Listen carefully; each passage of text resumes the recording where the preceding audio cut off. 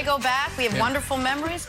Let's set some tears aside for now. Nick's got to hand out some NBA medals. I'll let you compose yourself, Nick, while I give you some options. How about Mavs Clippers? Check out Paul George, final seconds of regulation, hitting the corner three. Send this game to overtime. Clutch shot from PG, but Mavs went on to win, so no medals for any Clippers. All right, Nick, which three guys were podium-worthy performers last night?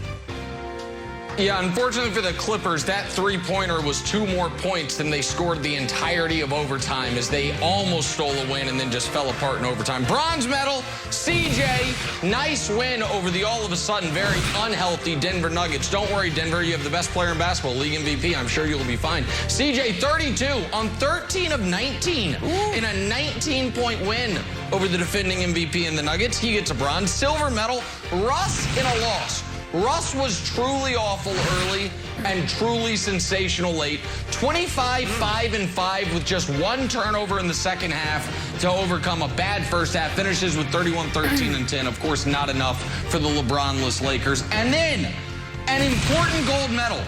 Kristaps on the podium again, this time in a game Luka played in. How about that?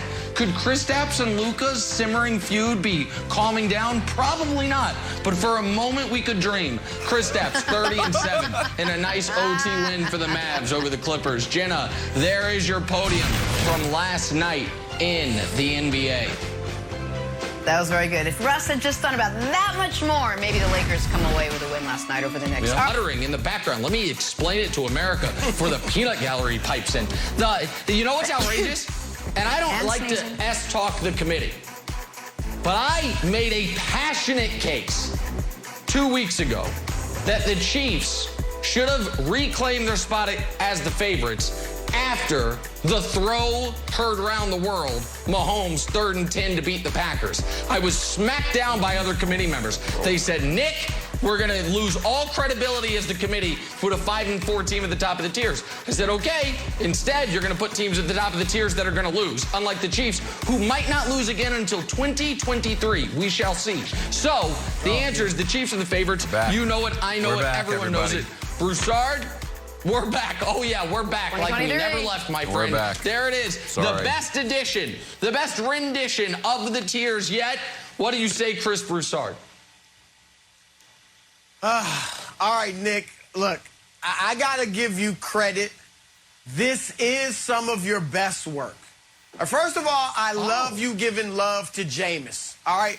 It took you 11 weeks to realize how well he was playing, but I like that, all right? Secondly, for the most part, man, the tiers are legit. I like the titles. The groupings fit, like, you know, Dallas, Tampa Bay, the Rams, you know, I like it. The groupings are solid. But I told you about this on Monday. Your emotions have gotten in the way, my friend. You are too overzealous about the Chiefs. I'm excited, too, that they finally righted things, that they're winning games, and that they look like they're on the uptick. I'm excited. But you've gone too far. And see, here's the thing. And you keep talking about the praise you gave to that 3rd down pass is the reason they turned things around. Nick, you like soft love, okay? And that's your emotion, all right? Oh. And you like to pat the Chiefs on the back, smack them on the butt, give them a bunch of attaboys. But really what turned them around was tough love. Tough love from me. All right, the Bud list, Pat Mahomes, every week, you're on it. All right, I'm criticizing the Chiefs every week in the tiers, and they wake up finally. They wake up and get their swagger back. All right, but this little soft love, attaboy stuff is not going to work. And the fact is, Nick, they do not yet deserve to be #1. I'm sorry. They're legit. They might be the best. They look like the best team in the AFC. Nobody else wants it. But you can't put them atop the league yet because the Arizona Cardinals deserve that respect. The Arizona Cardinals, Nick, the resume is better. It just simply is. All right, they got the best record in the league. They got the best wins in the league. They blew out Tennessee. They blew out the Rams. They blew out the Browns. They've beaten San Francisco twice, once by double digits. They're 2-1 without their superstar quarterback and superstar wide receiver, who will be back maybe this week. 2-1 with Colt McCoy. They got a top 5 defense and a top 5 offense. You cannot keep disrespecting them. And finally, Wiles, before you go, let me say this. You like to pump out your chest. Oh, I'm so brave. I spit in the face of the curse of the tears. You ain't fooling nobody. Maybe America doesn't know. Let me hip America to this. Here's why Nick had the courage to put Kansas City, as wrong as it is, atop the tiers. Because the Chiefs have a bye week.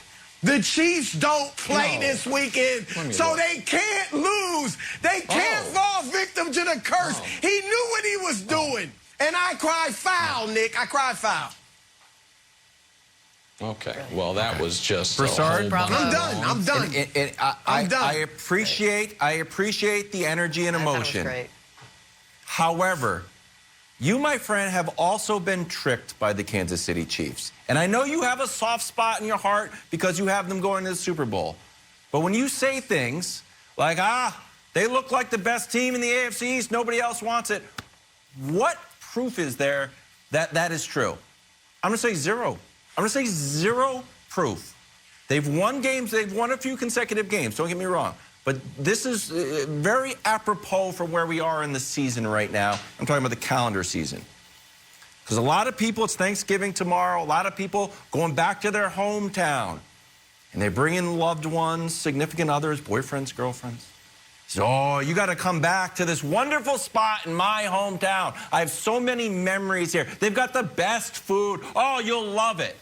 And you end up taking them to a Subway restaurant. And say, this is your memory? Like, yes, I have great memories here. Isn't it great? I have so many great memories. Yes. But what it is and what your memories are two different things. So here's my things about the Chiefs. If the Chiefs are back, the Chiefs have a plus 31-point differential. In the AFC, that is less than the Bills, Patriots, Bengals, Titans, and Colts. The Chiefs have an explosive offense. Patrick Mahomes is back. They have scored over 20 points once in the last 5 weeks. But, you know, they're still dangerous. No, they're not. Once teams go into half, the Chiefs come out and do nothing. Nothing. Against the Cowboys, they had 10 possessions. They put up 3 points. The Packers, they put up 0 points against Jordan Love. Giants, they put up 6 points. So all this talk that the Chiefs are back, they got their swagger back, it's not. Everyone's living off the Chiefs' memories and not what we're actually seeing on the field. I like the Chiefs, but it's all based on memories of last year. All of it. Okay, or you know, the number one offense in football through the first 5 weeks of the year and now the best defense in the league the last few weeks of the year. But that's neither here nor there. I've got a question for Wilds and then one final comment. So Wilds once again did this dance without actually asking anyone to dance. So I'm going to do again what I did at the end of yesterday's show, because you have had 22 hours and 30 minutes to prepare. So if the Chiefs aren't the AFC favorites, who is? Oh, that's behind a paywall. I'm not going to give you that. That's behind my paywall. You got to go on to Kevin. He won't do it because he knows Wild man. He won't do it. That's behind the paywall. By the way, I'm not giving Jenna, that for free. I did not even include the fact that obviously the Chiefs deserve to be at the top of the, forget the AFC, the entire NFL tiers, because they have done something. We're not even to Thanksgiving, and they have already clinched a division. And you might say, Nick, what do you mean? They're a game up on the Chargers. No, they've clinched the NFC East, my friends. 4-0 against the NFC East. Undefeated. They're going to win 2 divisions this year. How about that? Win the NFC East and the AFC West. Any team ever done that? Nope. Look it up, America. So there it is. There's Wild's making these janky arguments. They don't score in the second half because they don't need to. They don't need to. That whole time of not scoring in the second half, how many times have they lost?